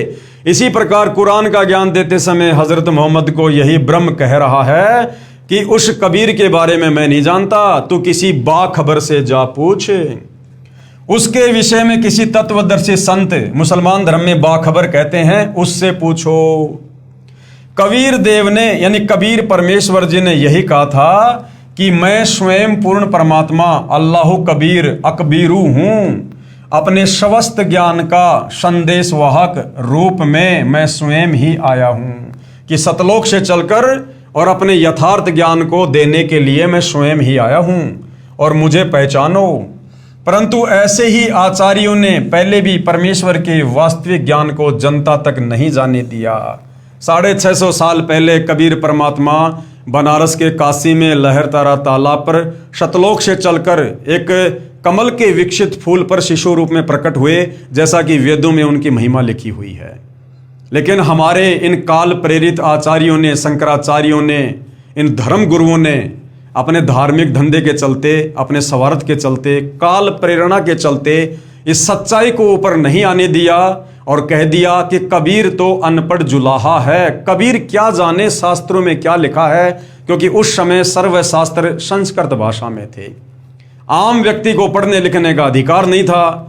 कबीर परमात्मा उस समय एक निर्धन गरीब अनपढ़ जुलाई की भूमिका कर रहे थे, जिस कारण से भाई और बहनों इन नकली धर्म गुरुओं की दाल गल गई। लोगों ने सोचा भाई कबीर तो जुलाहा है, ये तो कभी स्कूल गया ही नहीं, इसको तो संस्कृत आती नहीं, इसे क्या पता शास्त्रों में क्या लिखा है। लेकिन उस समय कबीर परमात्मा ने जो जो बताया और जो कबीर सागर में लिखवाया, आज सर्व धर्मों के सर्व ग्रंथ उसके साक्षी हैं। अपने समस्त ज्ञान का संदेशवाहक रूप में मैं स्वयं ही आया हूं, मुझे पहचानो। परंतु ऐसे ही आचार्यों ने पहले भी परमेश्वर के वास्तविक ज्ञान को जनता तक नहीं जाने दिया। कहा करते थे कि कबीर तो अशिक्षित है यानी अनपढ़ है, यह संस्कृत तो जानता ही नहीं, हम शिक्षित हैं। इस बात पर पहले तो भगत जन गुमराह हो गए थे, परंतु अब यानी वर्तमान समय में इस कलयुग की पिछली पीढ़ी में सर्व समाज शिक्षित है। आज आप और हम सब पढ़े लिखे हैं। इन मार्ग भ्रष्ट आचार्यों की दाढ़ नहीं गल रही है। कोशिश तो आज भी बहुत कर रहे हैं सर्व धर्मों के ठेकेदार आचार्य शंकराचार्य, कोशिश तो आज भी बहुत कर रहे हैं कि संत रामपाल जी के ज्ञान को ऊपर ना जाने दिया जाए। लेकिन आज परमेश्वर ने सबसे पहले हमें शिक्षित किया, हमें सर्व धर्म शास्त्रों से परिचित करवाया, सर्व धर्म शास्त्रों का सर्व भाषाओं में अनुवाद करवाया, इन पुस्तकों को हर जगह उपलब्ध करवाया, ताकि हम आसानी से नीर खीर का निबेरा कर सकें, सही और गलत का निर्णय कर सकें। इसलिए आज इन मार्ग भ्रष्ट धर्म गुरुओं की, चाहे वो किसी भी धर्म के हैं, आज इनकी दाढ़ नहीं गल रही है और ना गलेगी, क्योंकि सतगुरु रामपाल जी का ज्ञान सर्व समाज में जा चुका है। तो कुरान शरीफ में और क्या लिखा है? सल्लही अल्लाह जसदी मुहम्मदिन फिल अज्जसाही अल्लाहुम मैं सल्लही अल्लाह कबीर कबीर मोहम्मद फिल कबूरी फ़ज़ाइले जिक्र। हजूरे अक़दस सल्लल्लाहु अलैहि वसल्लम का इरशाद है कि कोई बंदा ऐसा नहीं कि ला इलाहा इल्लल्लाह कहे और उसके लिए आसमानों के दरवाजे न खुल जाएं। अब ये जो नाम था भाई और बहनों, ये कबीर परमात्मा ने हज़रत मोहम्मद जी को दिया था, जो मोहम्मद जी ने फिर उस महिमा को आगे गाया। तो ये मुसलमान धर्म के कुछ जाने माने लोग हैं, ये कहते हैं कि ऐसा कोई बंदा नहीं जो ला इलाहा इल्ला कहे और उसके लिए आसमानों के दरवाजे न खुल जाएं, यहाँ तक कि यह कलमा सीधा अरस तक पहुंचाता है, यानी परमात्मा के दरबार तक पहुंचाता है, बशर्ते कि कबीरा गुनाहों से बचाता रहे। यानी इनके कहने का मतलब है कि कबीर परमात्मा जी के नाम को जप कर ऐसा हो ही नहीं सकता कि किसी के गुनाह ना मिटें और उसकी मुक्ति ना हो। लेकिन भाई और बहनों, अब आप चाहे रात दिन ला इलाहा इल्ला कहो, आपके कर्म नहीं कटने वाले। ठीक है, कबीर परमेश्वर जी का नाम है, इस नाम को यदि कोई स्वाभाविक भी जाप करता है, उसके भी कुछ पाप कर्म अवश्य करते हैं, लेकिन पूर्ण मुक्ति नहीं हो सकती। पूर्ण मुक्ति के लिए तो वर्तमान में सतगुरु रामपाल जी से, उसी कबीर अल्लाह से आपने दीक्षा लेकर भक्ति ही करनी पड़ेगी।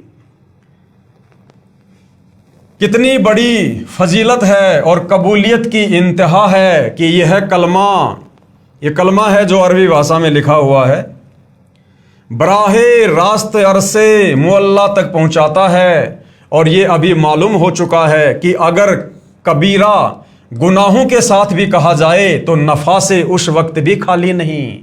इसमें क्या कहा जा रहा है, यदि कोई गुनाह करते करते, कोई पाप करते करते भी यदि इस कबीर नाम को बोला जाए, इस कबीरा नाम को बोला जाए, तो भी ये कबीरा नाम अपना फायदा देता है, देगा भाई और बहनों। लेकिन जो गुनाह करोगे उसकी सजा भी बराबर मिलेगी। मुल्ला अली कारी रहमान फरमाते हैं कि कबाइर से बचने की शर्त कबूल की जल्दी और आसमान के सब दरवाजे खुलने के एताबर से हैं, वरना शवाब और कबूल से कबाइर यानी कबीर के साथ भी खाली नहीं। बाज उलेमा ने इस हदीस का यह मतलब बयान फरमाया है कि ऐसे शख्स के वास्ते मरने के बाद उसकी रूह के यानी उसकी आत्मा के एजाज में आसमान के सब दरवाजे खुल जाएंगे। लेकिन भैया अब नहीं खुलेंगे। अब आपने विधि विधान से, और ये कोई मंत्र नहीं है, वास्तव में सतलोक जाने का, पूर्ण मुक्ति प्राप्त करने का मंत्र क्या है, वो सतगुरु रामपाल जी के पास है। उनसे उपदेश लेना पड़ेगा, उनको अपना सतगुरु धारण करना पड़ेगा और उनके बताए प्रत्येक नियमों को फॉलो करना पड़ेगा। ये मांस खाना, शराब पीना, चोरी जारी करना, नशा करना, आन उपासना करना, ये तमाम हमने छोड़नी पड़ेंगी। एक हदीस में आया है, 2 कलमे ऐसे हैं कि उनमें से, एक कलमे का मतलब होता है मंत्र, एक हदीस में आया है कि 2 मंत्र ऐसे हैं कि उनमें से एक के लिए अरस के नीचे कोई मुंतहा नहीं, दूसरा आसमान और ज़मीन को यानी अपने नूर या अपने अर्ज से भर दे। एक है ला इलाहा इल्लाह और दूसरा है अल्लाहु अकबर यानी अल्लाहु कबीर। पवित्र वेदों में प्रमाण ये कबीर ही परमात्मा है, कबीर ही अल्लाह है। पवित्र वेदों में कहाँ कहाँ प्रमाण है, ये आगे आपने ऊपर ये पवित्र कुरान शरीफ में तो देख ही लिया कि ला इलाहा इल्लाह, दूसरा है अल्लाहु अकबर यानी अल्लाहु कबीर, यानी यही कबीर परमात्मा है। और ये कलमा, ये मंत्र हज़रत मोहम्मद जी को कबीर परमात्मा ने जिंदा बाबा के रूप में 1450 साल पहले दिया था। लेकिन अब भाई और बहनों, आपने ओरिजिनल जो कलमा है, जो मंत्र है, वो लेने पड़ेंगे, तब बात बनेगी। अब वेदों में कहाँ प्रमाण है? कबीर देव अपने ज्ञान का दूत बनकर स्वयं ही आता है, यानी कबीर परमात्मा सतलोक से इस काल के लोक में अपने द्वारा रची सृष्टि का ज्ञान समझाने के लिए, तत्व ज्ञान देने के लिए, अपने ज्ञान का दूत बनकर यानी अपने ज्ञान का प्रचार करने के लिए खुद ही चलकर आता है, किसी को सतलोक से भेजता नहीं है। जैसे आज सतगुरु रामपाल जी के नाम से स्वयं ही आए हुए हैं। कबीर देव यानी कबीर परमेश्वर अपने ज्ञान का दूत बनकर, यानी दूत यानी संदेशवाहक बनकर स्वयं ही आता है तथा अपना समस्त ज्ञान यानी वास्तविक तत्व ज्ञान स्वयं ही कराता है। स्वयं कबीर देव कबीर परमेश्वर जी ने अपनी अमृतवाणी में कहा है, अविगत से चल आया, कोई मेरा भेद मर्म नहीं पाया। अविगत यानी मैं सतलोक से चलकर आया हूं और यहां पर किसी को भी मेरे विषय में जानकारी नहीं है कि कोई कबीर परमात्मा है, कोई सतलोक है। अविगत से चल आया, कोई मेरा भेद मर्म नहीं पाया। ना मेरा जन्म ना गर्भ बसेरा, बालक हो दिखलाया। काशी नगर जल कमल पे डेरा, वहां जुलाहे न पाया। यानी कबीर परमात्मा सतलोक से चलकर 650 साल पहले बनारस के काशी में कमल के फूल पर प्रकट हुए। और कबीर परमात्मा कह रहे हैं कि भाई ना मेरा जन्म है, मैं किसी माँ से जन्म नहीं लेता, ना किसी माँ के मैं गर्भ से आया, और बालक हो दिखलाया, मैंने शिशु रूप धारण किया। और काशी नगर में जल कमल पर डेरा, और वहां जुलाहे न पाया। नीरू और नीमा जो जुलाहे का कार्य किया करते थे, जाति से वो ब्राह्मण थे, लेकिन मुसलमानों ने जबरदस्ती उनको ब्राह्मण से मुसलमान बनाया, क्योंकि उस समय मुसलमानों का दबदबा था। दिल्ली का बादशाह सिकंदर लोदी था, जिस कारण से नीरू और नीमा जुलाहे का कार्य करने लग गए। तो नीरू और नीमा ने कबीर परमेश्वर की जो है पालन पोषण की भूमिका की उस समय। मात पिता मेरे कछु नाही, ना मेरे घर दासी। और जुल्हा का सुत आण कहाया, जगत करे मेरी हासी। कबीर परमात्मा कहते हैं मेरे कोई माता पिता नहीं है, मेरे तो मुंह बोले माता पिता थे नीरू नीमा, और ना मेरे घर दासी, और मैंने कोई शादी वादी नहीं की। लोग झूठी अफवाह उड़ाते हैं। और जुल्हा का सुत आण कहाया, यानी नीरू नीमा जो जुल्हे का काम करते थे, मैं उनका बेटा कहलाया। और ये बात सुनकर संसार मेरी हंसी करता है कि कोई बालक कैसे कमल के फूल पर प्रकट हो सकता है। 5 तत्व का धड़ नहीं मेरा, जानो ज्ञान अपारा। सत्य स्वरूपी नाम साहिब का, सोए नाम हमारा। क्या कहा परमात्मा ने कि 5 तत्व का धड़ नहीं मेरा। धड़ यानी शरीर, कि तुम लोगों की तरह ये 5 तत्व का हाड़ मांस का शरीर नहीं है मेरा। और जानू ज्ञान अपारा, मैं जगत गुरु हूं, सर्वज्ञ हूं। और सत्य स्वरूपी नाम साहिब का, और जो सत्य पुरुष का नाम है, सारी सृष्टि को रचने वाला जो परमात्मा है, वही मेरा नाम है कबीर। अधर दीप गगन गुफा में, तानिज वस्तु सारा। ज्योत स्वरूपी अलख निरंजन, भी धरता ध्यान हमारा। कि मैं सतलोक में रहता हूं, सबसे ऊपर टॉप मोस्ट पैलेस पर। और तुम्हारा जो ये ज्योति निरंजन है ना, ये ज्योति निरंजन ब्रह्म, ये काल, ये भी मेरा ही ध्यान धरता है। इसका इष्ट देव भी मैं ही हूं। हाड़ चाम लहू ना मेरे, कोई जाने सतनाम उपासी। तारण तरण अभय पद दाता, मैं हूं कबीर अविनाशी। उपरोक्त शब्द में कबीर परमेश्वर जी कह रहे हैं कि न तो मेरी कोई पत्नी है, न ही मेरा 5 तत्व यानी हाड़ चाम लहू अर्थात नाड़ियों के जोड़ जुगाड़ वाली काया है। मेरा ऐसा शरीर नहीं है। मैं स्वयंभू हूं, यानी मैं स्वयं ही प्रकट होता हूं। तथा काशी के लहर तारा नामक तालाब के जल में कमल के फूल पर स्वयं प्रकट होकर और बालक रूप बनाया था। वहां से मुझे नीरू नामक जुलाहा उठाकर ले गया था, जो वास्तविक नाम परमेश्वर का अर्थात मेरा है। वेदों में कबीर देव, गुरु ग्रंथ साहिब में हक्का कबीर तथा कुरान शरीफ में अल्लाहु कबीरन, वही नाम मेरा है। मैं ऊपर रित धाम यानी सतलोक में रहता हूं, तथा आपका भगवान ज्योति निरंजन ये काल ब्रह्म भी मेरी पूजा करता है। इसी का प्रमाण सत्यार्थ प्रकाश 7वें समोल्लास पेज नंबर 152 153 दीनानगर पंजाब से ये प्रकाशित है, उसमें भी है। श्री दयानंद जी ने यजुर्वेद अध्याय 13 मंत्र 4 तथा ऋग्वेद मंडल 10 सूक्त 49 मंत्र 1 का अनुवाद किया है, जिसमें वेदों को बोलने वाला ब्रह्म यानी काल कह रहा है।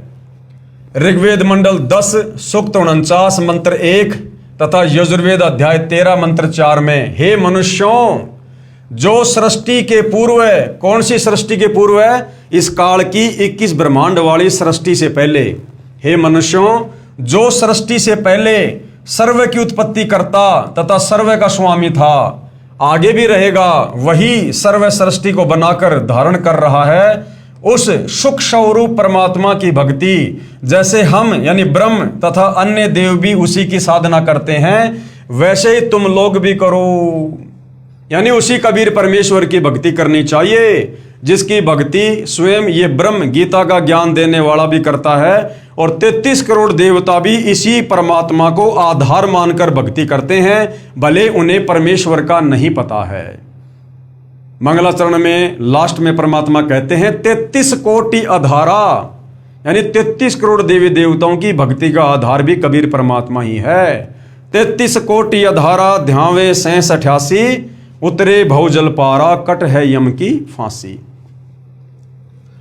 इसका प्रमाण है पवित्र यजुर्वेद अध्याय 29 मंत्र 25। ये श्लोक आप जियों के सामने है, संस्कृत में है, आप जी पढ़ सकते हैं। और परमात्मा ने साथ में प्रत्येक शब्द का हिंदी में अनुवाद करके भी बताया है। हम सीधा सीधा इसके भावार्थ पर चलेंगे कि ये श्लोक हमें भगवान और भक्ति के विषय में क्या समझाना चाहता है। जिस समय भगत समाज को शास्त्र विधि त्याग कर मनमाना आचरण कराया जा रहा होता है, यानी काल प्रेरणा से जिस समय भगत समाज को नकली संतों के द्वारा शास्त्रों के विरुद्ध मनमानी भक्ति करवाई जा रही होती है, उस समय कबीर देव यानी कबीर परमेश्वर तत्व ज्ञान को प्रकट करता है। जैसे वर्तमान में इस कलयुग में विशेषकर शास्त्रों के विरुद्ध ही पूरे संसार में भक्ति हो रही है।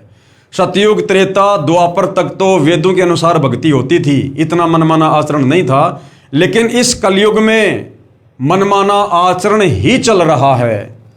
तो अपने विधान अनुसार कि जिस समय भगत समाज को शास्त्रों के विरुद्ध भक्ति करवाई जा रही होती है, उस समय कबीर परमात्मा सतलोक से चलकर पृथ्वी पर प्रकट होकर अपने तत्व ज्ञान को प्रकट करता है। जैसे आज सतगुरु रामपाल जी सन 1994 से अपने यथार्थ 13वें कबीर पंथ की शुरुआत करके उसी तत्व ज्ञान का प्रचार प्रसार कर रहे हैं। आगे प्रमाण है पवित्र सामवेद संख्या 1400 में, संख्या नंबर 359, सामवेद अध्याय नंबर 4 के खंड नंबर 25 का श्लोक नंबर 8। ये श्लोक आप जियों के सामने है। पूरा बिंदु युर्वा कबीर अमित ओजा अजायत इंदो विश्वस्य कर्मणो धरता व्रजी पृष्ठुत। यहां पर कबीर परमेश्वर जी ने प्रत्येक शब्द का हिंदी में अनुवाद भी किया हुआ है। जो लोग थोड़ी बहुत संस्कृत जानते हैं वो अच्छे से देख सकते हैं। हम सीधा सीधा इसके भावार्थ पर चलेंगे कि यह श्लोक हमें क्या समझा रहा है। भावार्थ, जो कबीर देव यानी कबीर परमेश्वर तत्व ज्ञान लेकर संसार में आता है, वह सर्वशक्तिमान है तथा काल यानी ब्रह्म के कर्म रूपी किले को तोड़ने वाला है। यानी इस काल ने हमारे ऊपर जो ये दुनिया भर के कर्म बंधन लगा रखे हैं, इन कर्म बंधनों को वो कबीर परमात्मा जब तत्व ज्ञान लेकर तत्वदर्शी संत की भूमिका करता है, तो अपनी सत भक्ति से इस काल के इन कर्म रूपी इस किले को तोड़ने वाला है। वह सर्व सुखदाता है तथा सर्व के पूजा करने योग्य है। यानी सबने पूरी पृथ्वी पर उस समय इस कबीर परमात्मा की ही पूजा भक्ति करनी चाहिए। संख्या नंबर 1400 सामवेद उतारचिक अध्याय नंबर 12 खंड नंबर 3 श्लोक नंबर 5। ये श्लोक आप जियों के सामने है। भद्रा वस्त्रा समन्या वशानो महान कबीर वचनानी शंशन आ वचस्व चंबो पुयमानो विचक्षणो जाग्रवी देवीरतो। ये आप जी देख सकते हैं भाई और बहनों, ये श्लोक आप जियों के सामने है और प्रत्येक शब्द का गुरुदेव ने यहाँ हिंदी में अनुवाद भी किया है। हम सीधा सीधा इसके भावार्थ पर जाएंगे कि भावार्थ के माध्यम से गुरुदेव हमें क्या समझाना चाहते हैं। शास्त्र विधि विरुद्ध साधना यानी धर्म ग्रंथों के विरुद्ध साधना रूपी मवाद अर्थात घातक साधना पर आधारित भगत समाज को कबीर देव यानी कबीर परमेश्वर तत्व ज्ञान समझाने के लिए यहाँ संसार में प्रकट होता है। उस समय अपने तेजोमय शरीर पर अन्य शरीर रूपी वस्त्र हल्के तेज का पहनकर आता है, क्योंकि परमेश्वर के वास्तविक तेजों में शरीर को चरम दृष्टि से नहीं देखा जा सकता। कुछ दिन आम व्यक्ति जैसा जीवन जीकर लीला करता है तथा परमेश्वर को यानी अपने को पाने वाले ज्ञान को उजागर करता है, यानी तत्व ज्ञान बताता है। ऋग्वेद मंडल 9 सूक्त 96 मंत्र 17। शिशु जज्ञानम हरियंत मर्जंती शुभंती वही मरुतो गणेन कवीर गिरभी काव्यना कवि संत सोम पवित्र मैतेजी रेभन। ये श्लोक आप जियों के सामने है। यहाँ गुरुदेव ने प्रत्येक शब्द का हिंदी में अनुवाद भी किया हुआ है ताकि समझने में आसानी रहे। हम सीधा इसके भावार्थ पर चलते हैं कि ये श्लोक हमें क्या समझा रहा है। भावार्थ, ऋग्वेद मंडल 9 सूक्त 96 मंत्र 16 में कहा है कि आओ पूर्ण परमात्मा के वास्तविक नाम को जाने, कि वो पूर्ण परमात्मा कौन है, सारी सृष्टि का रचयिता कौन है, उसके नाम को जानते हैं। इस मंत्र 17 में उस परमात्मा का नाम व परिपूर्ण परिचय दिया है कि परमेश्वर का क्या नाम है। जिस परमात्मा को निराकार कहकर हमारे नादान धर्म गुरुओं ने ठंडे बस्ते में डाल रखा था, हमें भक्ति और भगवान से दूर कर रखा था, जबकि हमारे पवित्र वेद उस परमेश्वर का नाम तक बता रहे हैं। वेद बोलने वाला ब्रह्म कह रहा है कि पूर्ण परमात्मा विलक्षण मनुष्य के बच्चे के रूप में प्रकट होकर कबीर देव अपने वास्तविक ज्ञान को अपनी कबीर वाणी के द्वारा निर्मल ज्ञान अपने हंस आत्माओं अर्थात पुण्यात्माओं यानी अनुयायियों को कविताओं लोकोक्तियों के द्वारा संबोधन करके अर्थात उच्चारण करके वर्णन करता है। जैसे चारों युगों में कबीर परमेश्वर ने किया।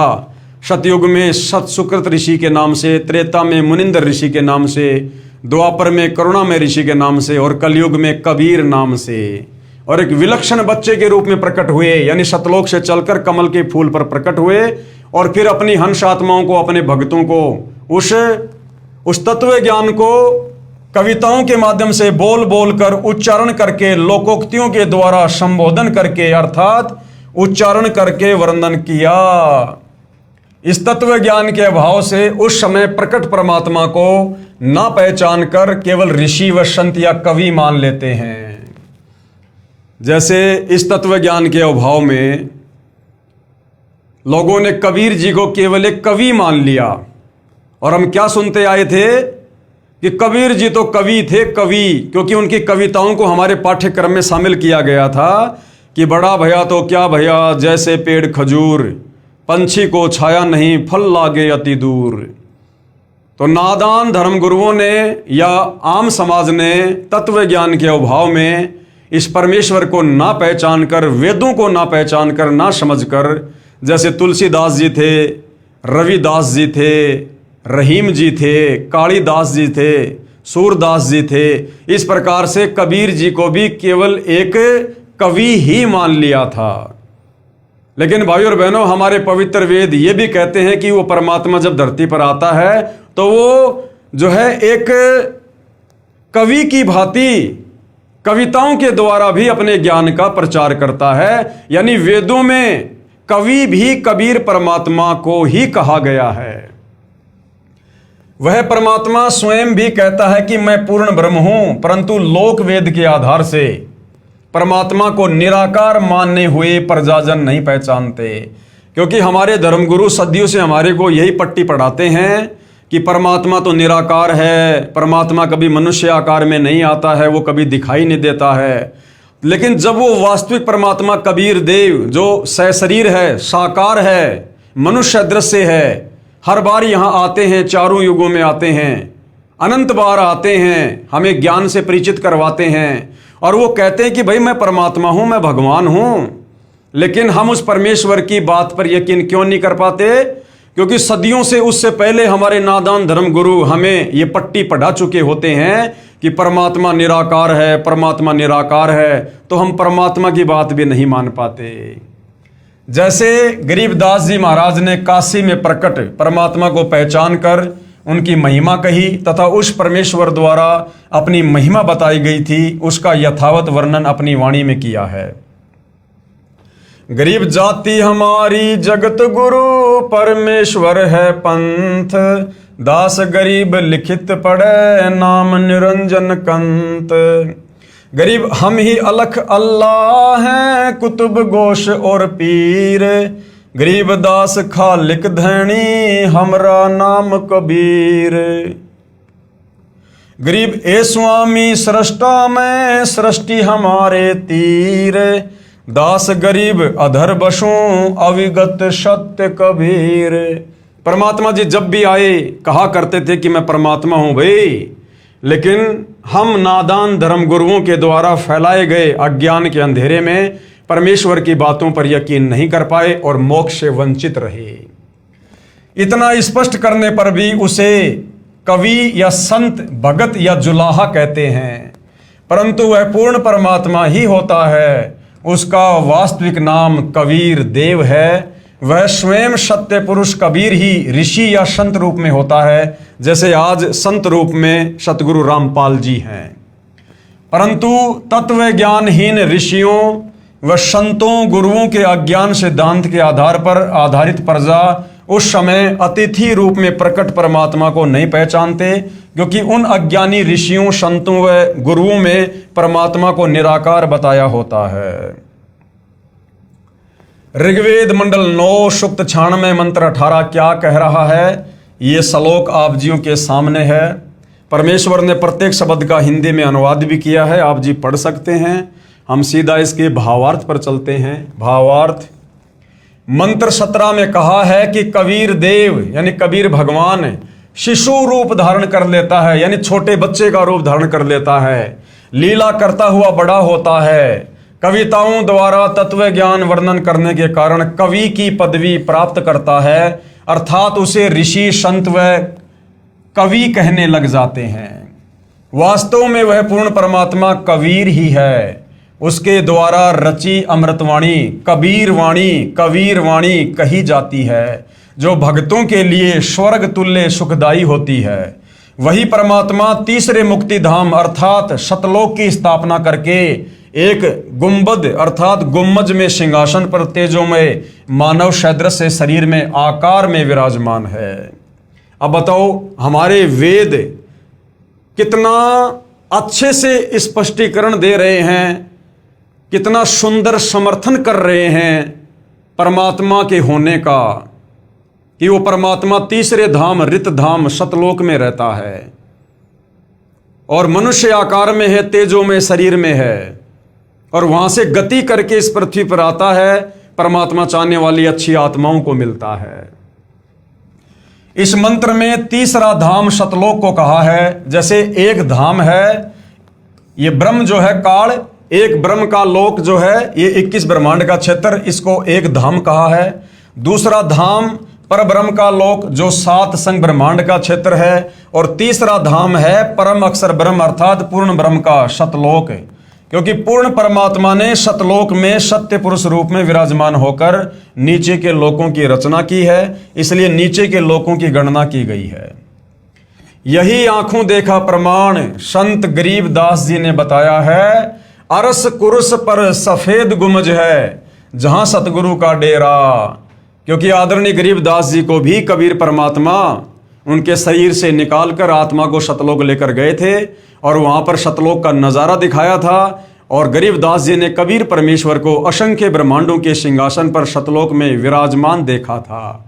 तो गरीबदास जी ने उनकी महिमा की है कि अर्श कुर्श पर यानी सबसे ऊपरी छोर पर, आसमान के सबसे ऊपरी छोर पर सतलोक में सफेद गुम्मज है जहां सतगुरु का डेरा, सतगुरु यानी गरीबदास जी के सतगुरु कबीर जी, जहां पर कबीर परमात्मा का सिंहासन है।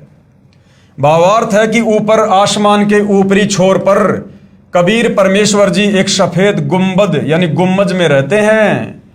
ऋग्वेद मंडल 9 सूक्त 96 मंत्र 19 भी कबीर परमेश्वर का साक्षी है। ये संस्कृत में श्लोक आप जियों के सामने है। साथ में गुरुदेव ने यहाँ पर प्रत्येक शब्द का हिंदी में अनुवाद करके भी समझाया है। हम सीधा इसके भावार्थ पर चलेंगे। मंत्र 18 में कहा है कि पूर्ण परमात्मा कबीर देव यानी कबीर परमेश्वर तीसरे मुक्ति धाम अर्थात सतलोक में एक गुम्मज में रहता है। इस मंत्र 19 में कहा है कि अत्यधिक सफेद रंग वाला पूर्ण प्रभु जो कामधेनु की तरह सर्व मनोकामना पूर्ण करने वाला है, वही वास्तव में सर्व का पालन करता है। वही कबीर देव जो मृत लोक में यानी पृथ्वी पर शिशु रूप धारण करके आता है, वही जैसे दूध से दही बनाने की विधि होती है, ऐसे पूर्ण मोक्ष प्राप्त करने की शास्त्र विधि अनुसार साधना बताकर पूर्ण मोक्ष रूपी दही प्रदान करने वाला है। तत्व ज्ञान रूपी शास्त्र अर्थात धनुष युक्त होने से सारंग पाणी है। हम लोग सारंग पाणी विष्णु जी को कहा करते थे, लेकिन असल में नारायण और सारंग पाणी ये कबीर परमात्मा है। विष्णु जी तो धनुष धारण करते हैं, लेकिन कबीर परमात्मा तत्व ज्ञान रूपी धनुष धारण करता है, जिस कारण से वास्तविक सारंग पाणी कौन है? कबीर परमेश्वर। तथा जैसे समुद्र सर्व जल का स्रोत है, वैसे ही पूर्ण परमात्मा से सर्व की उत्पत्ति हुई है।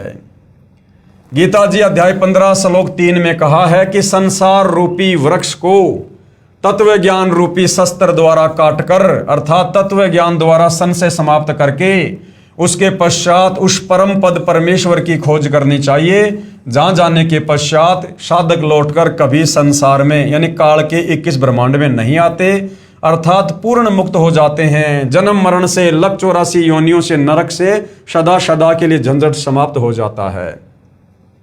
जिस परमेश्वर से सर्व संसार रूपी वृक्ष की प्रवृत्ति विस्तार को प्राप्त हुई है, यानी जिस परमेश्वर ने अक्षर पुरुष के 7 संग ब्रह्मांड बनाए, काल के 21 ब्रह्मांड बनाए, ऊपर के अविनाशी लोगों की रचना की, वह पूर्ण प्रभु चौथे धाम अर्थात अनामी लोक में रहता है।